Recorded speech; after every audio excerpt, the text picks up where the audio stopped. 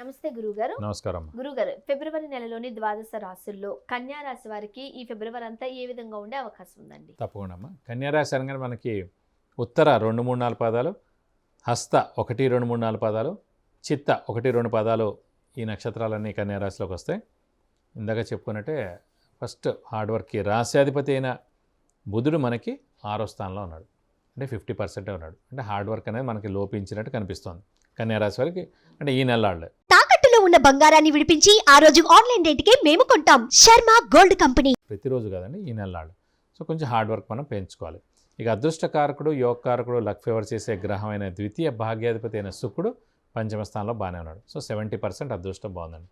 ఇక దైవబలం, దైవానుగ్రహం సంబంధించిన గ్రహం వచ్చేసి కన్యారాశి వారికి, ఎవరికైనా సరే, ఏ రాశి వారికైనా సరే, ప్రస్తుతం కన్యారాశి వారికి మటుకు అష్టమ స్థానంలో గురువు ఉండిపోయాడు కాబట్టి జస్ట్ 30 to 40% గురుబలం ఉంది. సో గురుబలం తక్కువగా ఉంది, హార్డ్ వర్క్ తక్కువగా ఉంది, అదృష్టం మటుకు బాగానే ఉంది. కాబట్టి వీరు బాగా కష్టపడితేనే పనులు జరుగుతాయి. ముఖ్యంగా ఈ రాశిలో కేతు ఉండడం, సప్తమ స్థానంలో రాహు ఉండడం. సాధారణంగా ఒక వ్యక్తి చాలా మంచి నేమ్ అండ్ ఫేమ్ ఉంటాయి, అన్నీ ఉంటాయి.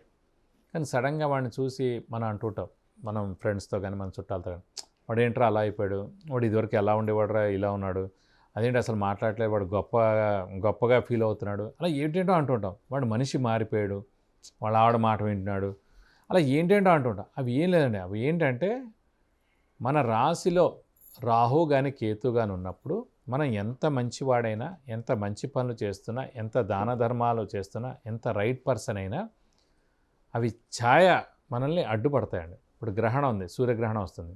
అంత పొద్దున టైంలో కూడా సూర్యుడు మూసిపోతాడు గ్రహణం చేత. సో అలాంటప్పుడు మనం ఏమనుకుంటాం, అయ్యో ఇదేంటి చీకటి అయిపోయింది అనుకుంటాం. సూర్యుడికే అది తప్పట్లే అంటే ఒక మామూలు వ్యక్తికి ఎంత వచ్చింది. సో ఆ కన్యారాశి వారికి ప్రస్తుతం కేతు అనేవాడు ఇలా అడ్డుపడిపోయి ఉండడం వల్ల అని వాళ్ళ మంచితనం కానివ్వండి, వాళ్ళ దానగుణం కానివ్వండి, వాళ్ళ దైవబలం కానివ్వండి, వాళ్ళ హెల్పింగ్ నేచర్ కానివ్వండి, వాళ్ళ యొక్క మంచితనం కానీ ఏదైనా సరే వాళ్ళలో 100 పాయింట్స్ బయటకి 10%గా కనిపిస్తోంది. ఆ 10% కాకుండా వాడికి గర్వం పెరిగిపోయింది, ఎవరిని కేర్ చేయట్లేదు, సో ఏంటో ఫీల్ అవుతున్నాడు అని అవతల వాళ్ళు అనుకుంటున్నారు. సో ఇదంతా కూడా ప్రాబ్లం. కన్యారాశి వారికి రాశిలో కేతు ఉండడం చేత మనం ఛాయ కప్పబడిపోయింది. అలాగే సప్తమంలో కూడా రాహు ఉండిపోయాడు. సో కాబట్టి అంటే ఇది కొన్ని రోజులు ఉంటుంది. అంటే ఇది ఏడార్థం పీరియడ్ అండి.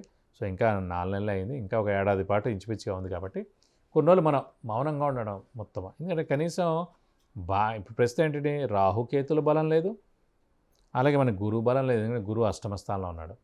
జస్ట్ 30 to 40% బలంలో ఉన్నాడు. కనీసం భాగ్యస్థానంలోకి రావాలన్నా ఏప్రిల్ 22వ తారీఖు. సో ఏప్రిల్ 22వ తారీఖు దాకా మనం కన్యారాశి వారు ఎవరైతే ఉన్నారో వారు మౌనంగా ఉండడం ఉత్తమం. అంటే 2024 ఏప్రిల్ అంటారా, 25 ఏప్రిల్ అంటారా? 2024 ఏప్రిల్ అండి. ఇంకొక 3 నెలలు 3 నెలలు జాగ్రత్తగా ఉంటే మంచిది చాలు. అది వచ్చేయండి మళ్ళీ భాగ్యస్థానం చాలా మంచిది ఒక ఏడాది పాటు, తర్వాత దశమ స్థానం ఒక ఏడాది చాలా మంచిది, తర్వాత లాభస్థానం 3 ఏళ్ల పాటు గోల్డెన్ పీరియడ్ 2024 ఏప్రిల్ 22వ తారీఖు నుంచి కన్యారాశి వారికి. కాబట్టి ఈ 2 నెలలు మనం మౌనంగా ఉండడం. ఎందుకంటే మనం ఏమన్నా కూడా అది పెద్ద భూతద్దంలో చూడడం, చూడు వాడు ఇలా అంటున్నాడు, ఇదివరకు ఇలా అనేవాడు కాదు, వాడు ఏదో ఫీల్ అయిపోయి, అలాంటివన్నీ అనవసరమైన మాటలన్నీ బయటకు వెళ్ళిపోతాయండి. ఫ్రెండ్స్ కూడా మనల్ని శత్రువుల్లో, మిత్రులు శత్రువులు అవ్వడం, ఇలాంటివన్నీ జరుగుతుంటాయి. ఇక స్పెక్యులేషన్స్ వాళ్ళకి వెళ్ళొద్దు, అలాగే మధ్యవర్తిత్వం వహించద్దు, అలాగే డబ్బులు ఎవరికి ఇవ్వకండి, అప్పులు వాళ్ళు పెడితే తప్పదు, కొత్త అప్పులు చేయాల్సి ఉంటుంది, షూరిటీస్ అస్సలు పెట్టకండి. సో ఇలాంటివన్నీ మనం జాగ్రత్తగా ఉండాలి. 2-3 నెలలు ఉంటే కాస్త మనం బయటపడగలుగుతాం. తర్వాత నుంచి మన అంటే ఇవన్నీ ఎందుకు చెప్తానంటే ప్రస్తుతం 4 గ్రహాలు ఎవరికి చూడాల్సిన, నేను మామూలుగా చెప్పే హార్డ్ వర్క్, అదృష్టం, దైవబలందేమో ప్రతి నెల చూసేదండి.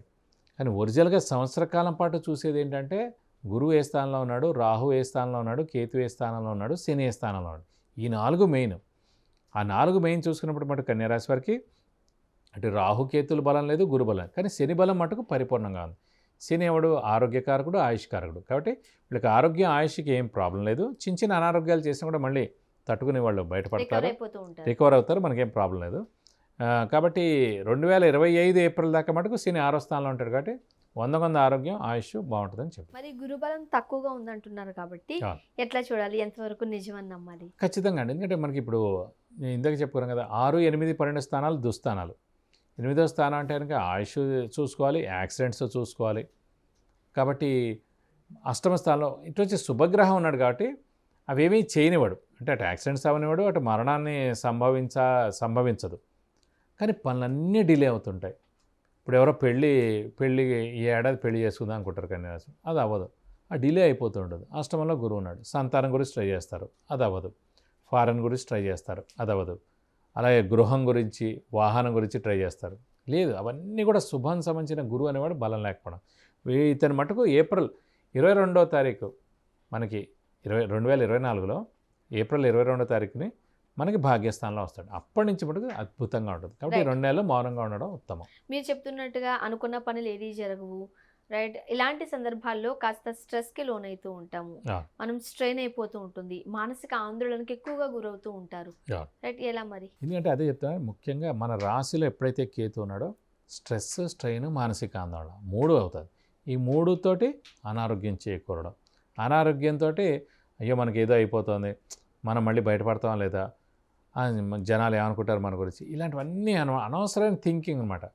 మనకి ఏంటంటే మనస్సులో ప్రస్తుతం కేతు ఉన్నాడండి, వాడు కామ్గా ఉంచడు. ఇప్పుడు ఒక ఎలక ఇంట్లో తిరుగుతుందండి, అది ఏం పాడు చేస్తుందో, ఏం ఇంకా కొరికేస్తుందో, ఏం చేస్తుందో అని భయపడుతూ ఉంటాం. ఆ ఎలక బయటికి వెళ్ళిపోయేదాకా మనకి టెన్షనే. ఆ ర్యాట్ ట్రాప్లో పట్టుబడి అది చచ్చిపోయింది అన్నప్పుడు అమ్మాయి ఇది పోయింది అనుకుంటాం. అలా అనమాట కేతు అన్నాడు. లేకపోతే ఇంట్లో పాము ఉన్నా అంతే, అలా అనమాట. ఆ పాము చావాలి, లేదా పాము బయటకు పోవాలి. సో ఇది ఏనార్థం పీరియడ్, ఇంకా మనకి 4 నెలలు అయింది. సో అందుకే మనం ఇవన్నీ ఆలోచన అనేది తగ్గించేయడం, ఏది పట్టించుకోకుండా ఉండడం, మౌనంగా ఉండడం, తక్కువగా మాట్లాడడం, ఇవి చేస్తే ఏప్రిల్ దాకా చేస్తే చాలు. ఓకే, ఏప్రిల్ నుంచి గురువు చూస్తుంటాడు. ఇంకా మరి కన్యా రాశి వారు పాటించాల్సిన పరిష్కార మార్గాలు ఏమంటారు? ముఖ్యంగా మనకి గురువే బాలేడు కాబట్టి ప్రతి గురువారం ఈ ఏప్రిల్ వచ్చేదాకా ప్రతి గురువారం ఉపవాసం ఉండడం, దత్తాత్రేయ స్వామిని ఎక్కువగా పూజించడం, ప్రతి వారం వీలైతే గురువారం రోజున దత్తాత్రేయ స్వామి అష్టోత్తరం చదువుకోవడం, అయితే ఆ దత్తాత్రేయ స్వామి టెంపుల్కి వెళ్ళి 40 ప్రదక్షిణాలు చేయడం, లేకపోతే రోజు దత్తాత్రేయ స్వామి అష్టోత్తరం చదువుకోవడం మంచిది. ఇంకా మనకి బాగా ఇదిగా ఉంది అని అనిపిస్తుంటే గురువుకి ఖచ్చితంగా 16,000 సార్లు జపం చేయించి శనగపప్పు కేజీంపో, ఒక ఎల్లో లుంగి, ఒక 1000 రూపాయల వర్త్ గోల్డ్ ఐటమ్ రాముడికి దానం ఇస్తే కనుక దోషం మొత్తం తొలగిపోతుంది. ఫిబ్రవరి నెలలోని ద్వాదశ రాశుల్లో కన్యా రాశి వారికి ఏ విధంగా ఉండబోతుంది, అలానే చక్కటి పరిష్కార మార్గాలు వివరించారు. ధన్యవాదాలు. నమస్కారం.